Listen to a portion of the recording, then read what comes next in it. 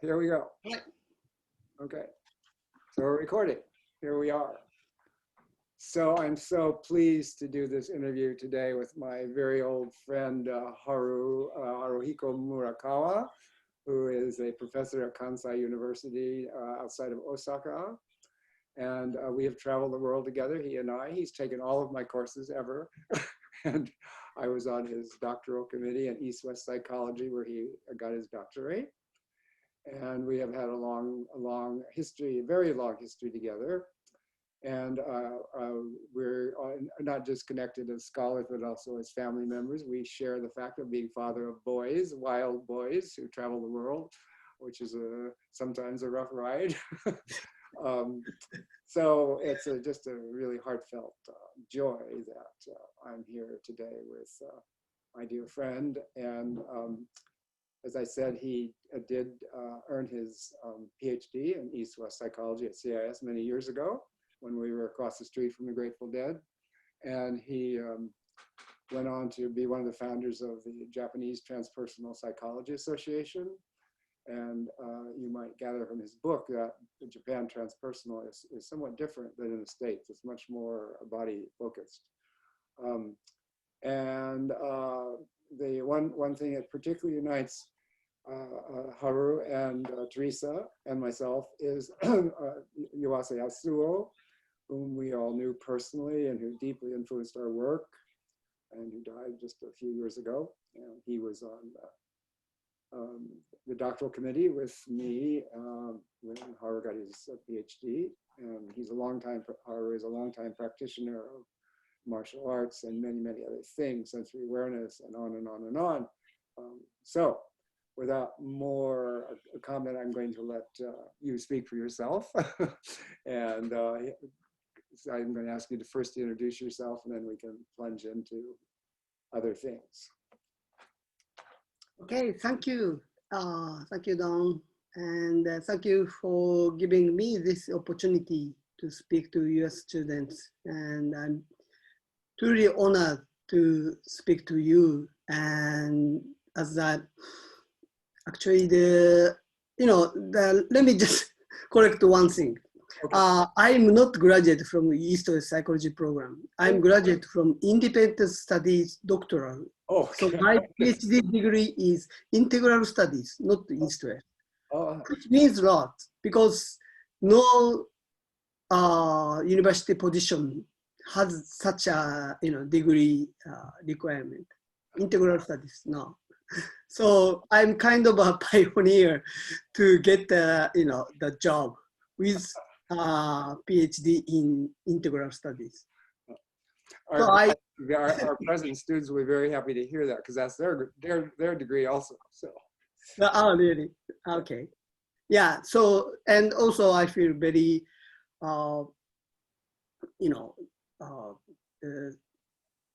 proud of this integral studies with Don and my mentor, Yuasa. So, it shows me always what I should do with this integral vision. And in Japan, I use it as a, mind-body integration, so to show how body and mind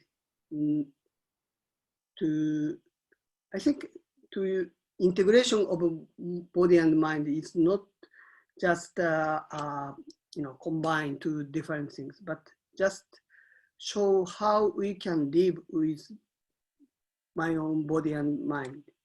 And Yuasa's teaching, the most important thing for me is the dynamism of body and mind. It's not just one unity or the paradise of body and mind. It's just always a kind of dynamics of conversation of two different things and evolving to, I hope, better states, and which apply to many things like my research method of interviewing, qualitative interviewing, and also maybe the topic of this today's piecework, and also the science and religion. So I hope my personal path, in a way, give you some kind of signification, meaning through my, this conversation with my dear mentor. Thank you. So it's our first interview was with Alisa Zelaya, and the two of you are similar in that you bring together so many strands, working on so many levels of history and culture and politics and sensing and music and martial arts. So it's a wonderful thing. So I think one of the things that most stood out for me is, well, I think I want to ask you the question first is, the world was turned upside down since this book came out. So we're in this middle of this huge change. We don't know exactly where it's going. I'm just wondering, as you sit in the middle of the present moment, would you do anything different about your chapter, or what would you add to your chapter? What strikes you about it as you look back on it in the light of what's happening right now? Maybe I will add some more the things about what I really got from this exploration. It really started from the opportunity from your class. In front of me, the two students from Germany and Israel fought very heatedly, and really, it seems to me it was kind of embodiment of their histories. Burden, actually, not a good embodiment. It really, they didn't know what to do, the desperation, and which I didn't feel, although I had the similar history from World War II, and I was born just maybe 15 years later after the World War II. And they are almost the same age as mine. So it was really shocking. And over 25 years, I, kind of struggle with why I am doing this.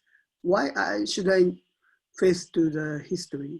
And then, I ended up to the Nanjing and with Chinese people listening to the survivors. And so that kind of my own exploration, what was the meaning and what was the fruit from my own exploration, very personal, but I should better say something more.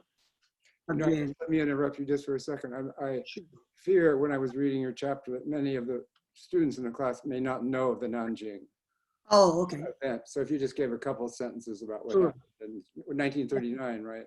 1939. So, Japanese army, actually before the war between US and Japan, Japan first invaded Asia, especially north part of China and Manchuria, and then really kind of started the battle between Japan and the US, England, Holland, and China, Russia.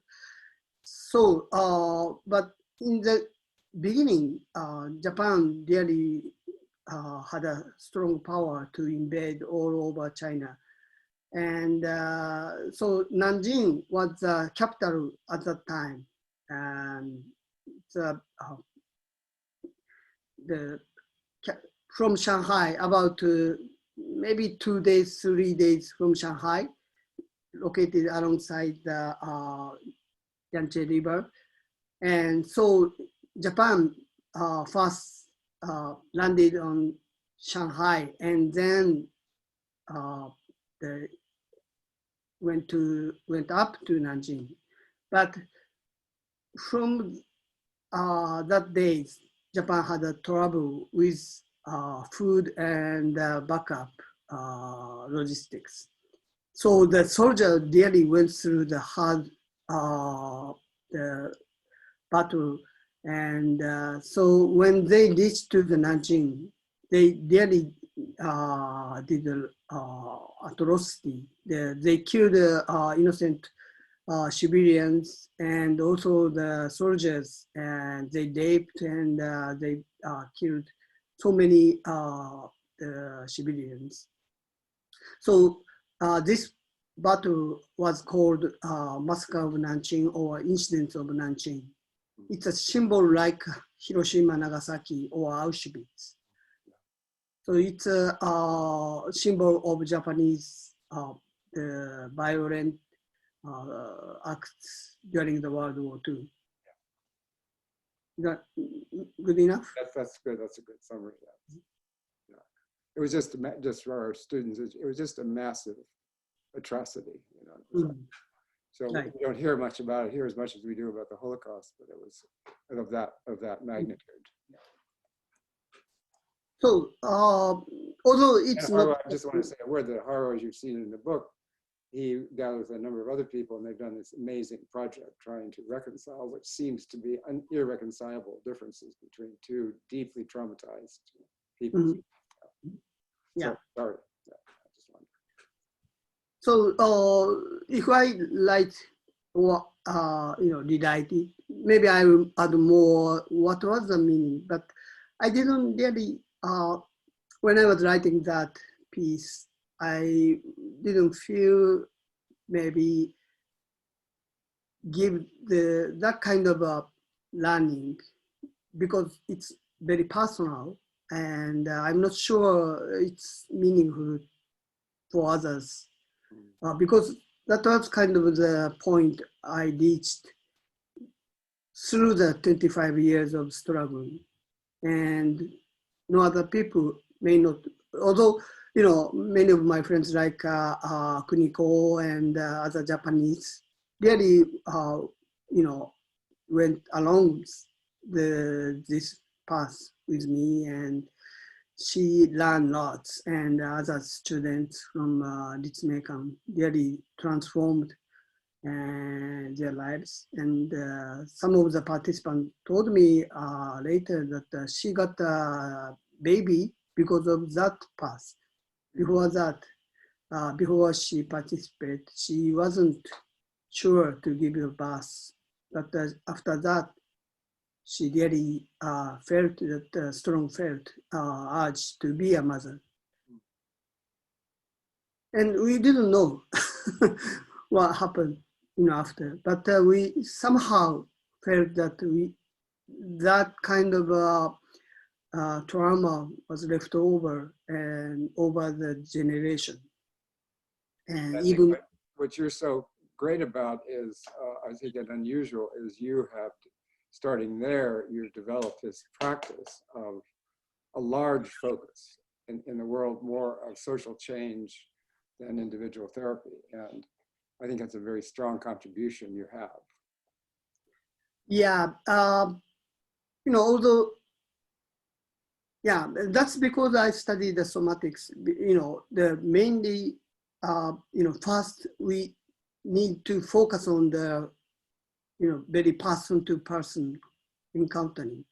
It's not large group discussing the, what wrong and who was wrong or what the number of the killed.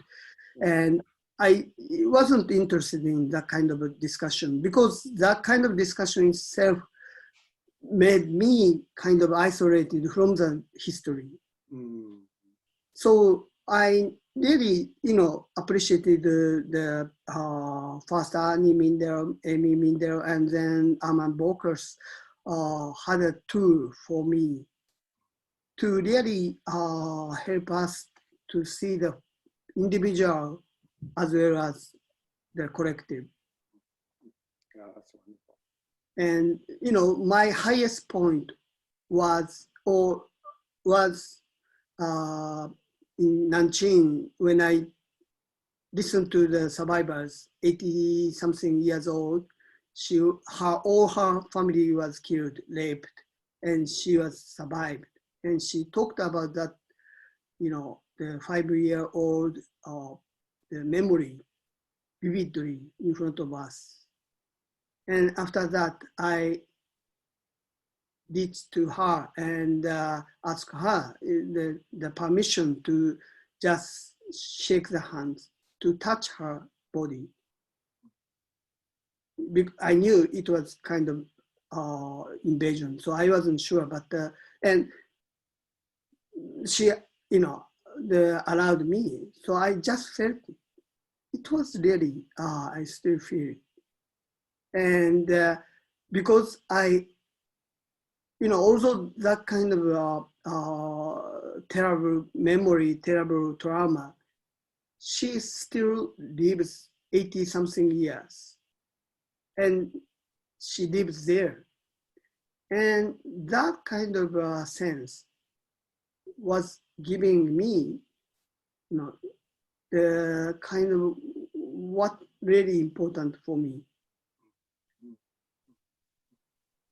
So, I first felt I have to do something, to reconcile or to prevent war or, but the bottom line for me was really, because I also listened to the burden of Japanese soldiers who was just brought to the battlefield and, ordered to do something, very, very horrible. And I really felt, if I were in that kind of situation, I'm doing the same things. So I had both sides. And the integration for me was her presence. And also maybe when she came to the hall, I was welcoming her, but in the beginning, she was really freezed. She never saw me. She never, she just came for money, because we offered her, some appreciation. And so she was poor, so she came for money with her daughter. And she was really, had a kind of terrible barrier between us. But after, we are really sincerely listening to her, and she spoke really long, maybe 1 hour or more. And then after that, we all came to her and appreciate her coming. And, then when she went back, she was waiting for the taxi in the lobby. She was really friendly, chatting with us and smiling. Mm. Wow. Wow. So even, although these atrocities, and she was appreciating us to listen to her, because she felt that kind of memory was not locked in her personal, and I felt that maybe her daughter didn't listen to her, because, they were so hard to survive in the Chinese, society after the World War II, which was also, very hard idea to understand. But anyway, so the kind of place I was fortunate to reach through this, unknown path, and the kind of sense of being human and alive. The very simple thing was meaningful to me. And in this turmoil in this coronavirus and climate change, climate crisis, I feel kind of this is my baseline. Just feels that kind of moment to moment aliveness. And, you know, so I really wanted now to mention that in that end, you know, because it could be some kind of hope for somebody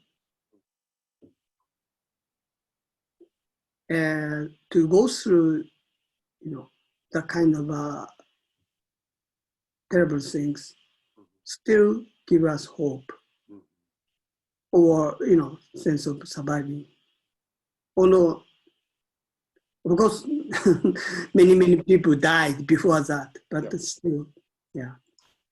So you are so focused on what to me is the often forgotten part of the somatics field is it's not just about myself becoming embodied, but myself cultivating a sensitivity to the other, to the other's expressions of pain or love or gesture or whatever. And to,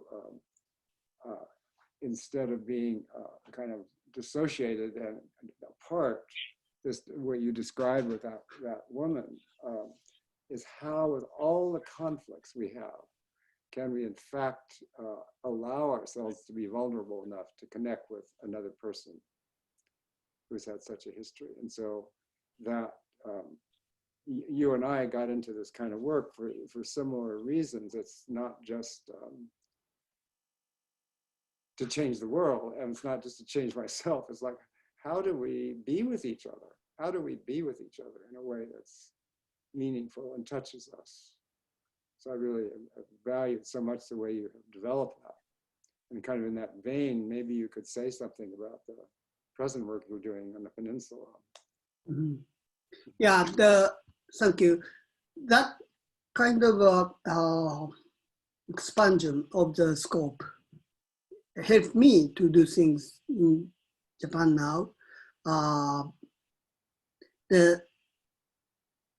Again, the kind of both sides of global, I mean, us, and also the very local. And, you know, in Japan, my kind of struggle of body-mind studies is still we are kind of the body-mind in human being. But I feel that working in very local place called Kumano in Kii Peninsula, it's just we human beings are evolved very recently from the under the, you know, the land and earth. And so we are part of my body and mind, are part of this. Just say a word about Kumano Peninsula. Just okay. give a context. Yeah, the Kumano is located kind of middle of Japan and very ancient place. The first Japanese emperor Jimmu landed on the south of the peninsula and went through Kumano up to the Nara and Kyoto, and they made the first capital in Nara. So Kumano is before that, and in Japanese legend, Japan mythology, the first two gods, Izanagi, Izanami, the brother sister gods, died there, and so we have the tomb of that Izanagi, female god. And also in maybe Kamakura era, which is about 1,000 years, the many noble people and emperor from Kyoto took the past pilgrimage to the Kumano over about 2-3 weeks. And some of the emperor came 30 times from Kyoto to this Kumano over his life. So this was a very sacred place in Japanese history. And those sacred places, we have a shrine and temple, but this worship is toward the, not toward the God, but it's more to do with nature, especially the hot springs. The power of hot springs is much bigger than human being. So they have the kind of legend, you know, and based on that, heal the wounded people from the city, reclaim their lives and recover their food there, and then go back to the city. So this place is a kind of symbolic for Japanese culture, to live with nature and to reclaim the life through the contacting with nature. So I have the opportunity to work here in Kumano to bring my students, college students, to make up some place for them, for younger generation to experience the nature as well as study the what's going on in the world, like SDGs, Sustainable Development Goals. And so we are developing the program. And also I bring some of my colleagues and friends who is programming called, making up the program called Being with Dying Japan. Being with Dying. Being with Dying. Yeah, which is studied in Upaya, the Roshi John Halifax, yes. Studied for the taking care of the dying people and also the caregivers. And so I brought Joanne twice to this place, and so it's also the symbolic place for us to work with the issue of dying. So what else? Oh, okay. And so my work from the World War II kind of expanding, started as the youth, the social body class, you know, my body, including the history and also culture, society. And now for me, it kind of including, or maybe we are part of the Earth's history and how we can deal with, how we can do with this situation, not only the coronavirus, but also more bigger issue of world climate. How we can start the kind of life based on our realization, awareness of, you know, we are just a part of this, the nature. And one more, the mythology or maybe the symbolic story, the narratives, the scientifically, this Key Peninsula was created 14 million years ago. The big volcano eruption, the caldera was made. And caldera. Yeah. Oh. So all the high mountains and waterfalls, this the result of that eruption, big stones. And under the underneath of this key mountain, there is big caldera left the limestones and still heating. That's the source of the hot springs. Oh. So when we bathe in the hot spring, we can feel literally the power of the history and the power of the nature. Wow. So, you know, one of the Kamakura era legend told us that the person who was poisoned in Kamakura, Tokyo, Edo area, then his wife brought over to the Kumano, 2 months. She just pulled the cargo and over the mountain, and that person, the samurai, the poisoned samurai, was dipped into the hot water, the Yunomine hot water, 49 years, and then she became the, healed. So this kind of story really gave us, the hint of what we should do. So I, named the project from Esalen to Kumano. That's great. That's great. So we just, make the place, and we have the hot springs and the hot spring power and the retreat place, very isolated from the city life, and then dip into the hot water for over 49 days. We become, who we are. I'm going to tell this to Michael tomorrow at his 90th birthday party. He'll be so happy. Maybe I will show you the photo, Esalen and the Kumano. Oh, that's so great. It reminds me, I'm very struck, and I want to say this to you, and you might have some comments. I was very struck when I went to Japan to see that there's a similar reverence for nature here in our community, like with John Muir and stuff. But I was so struck in the hills of Japan and the hot springs where they're all sacred. They're marked as sacred.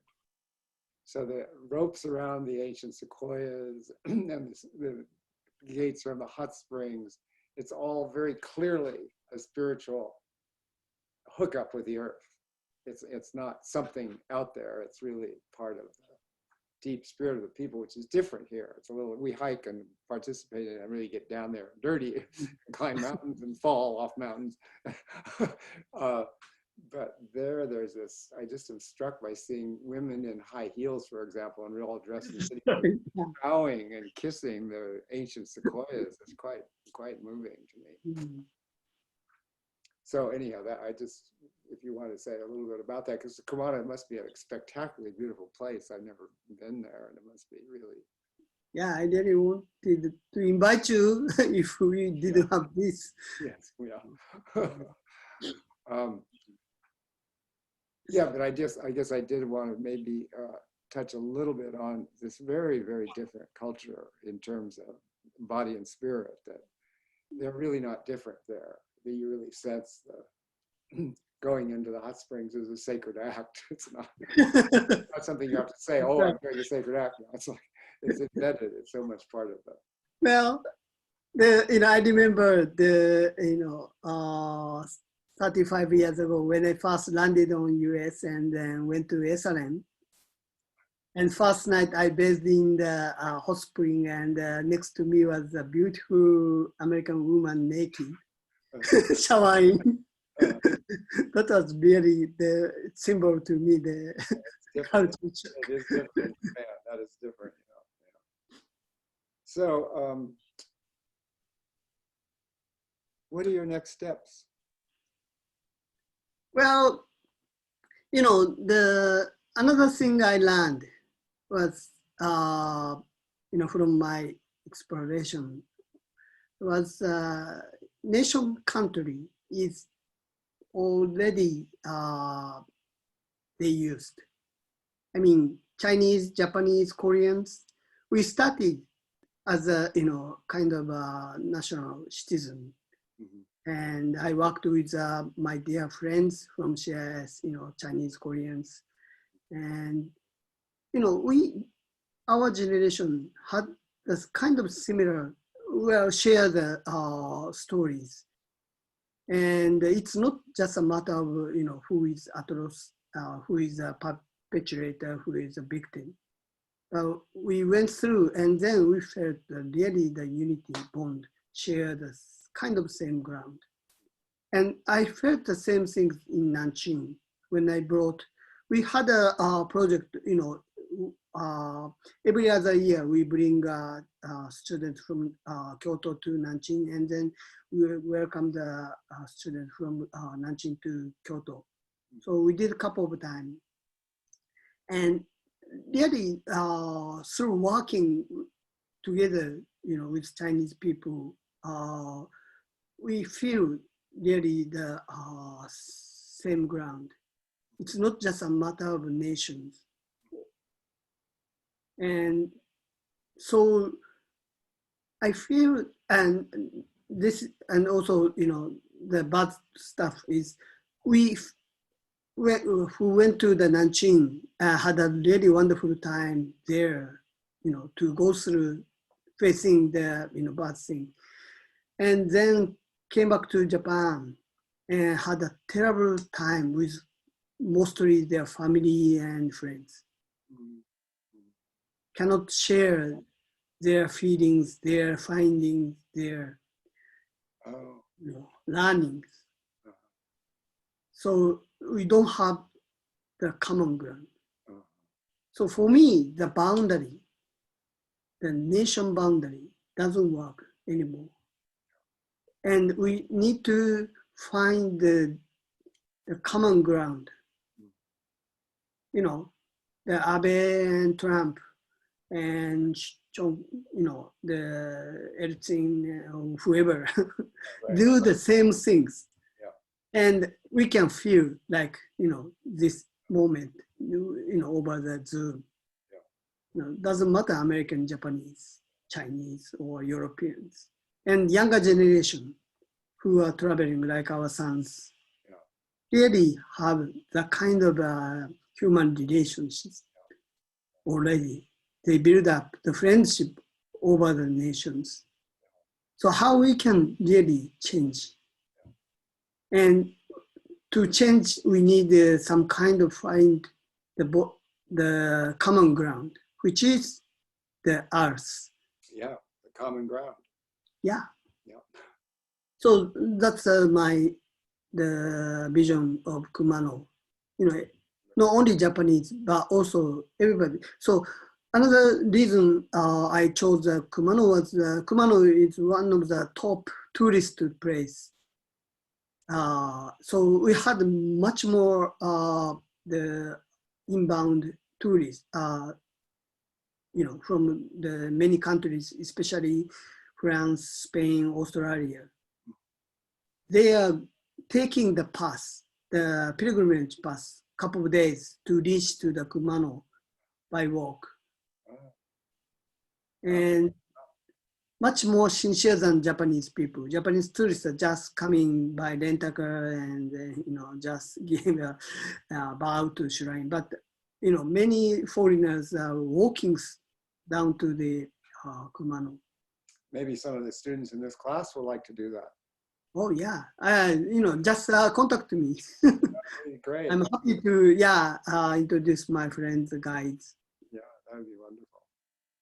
However, that's so wonderful what you're saying. It's like, it's here especially, I don't know how it is in Japan, but it's such a dark time here of fragmentation and yelling at each other and difficulty finding the common ground, and the common ground going out from under us. It's being poisoned and destroyed. So it's such a visionary path you recall us to. So I really appreciated you so much for what you have done in the past and what you are doing. And I hope our students will find this to be an inspiring companion to your chapter, which is so great. So thank you so much for being with us. And I guess people can write to you and talk to you, right? If they want to. Thank you. And at the end, I really, appreciate your teaching. It all started from your class and from your teaching, and you have been accompanying with me there along all the paths. Some of them Very stopped. weird. I'm sorry.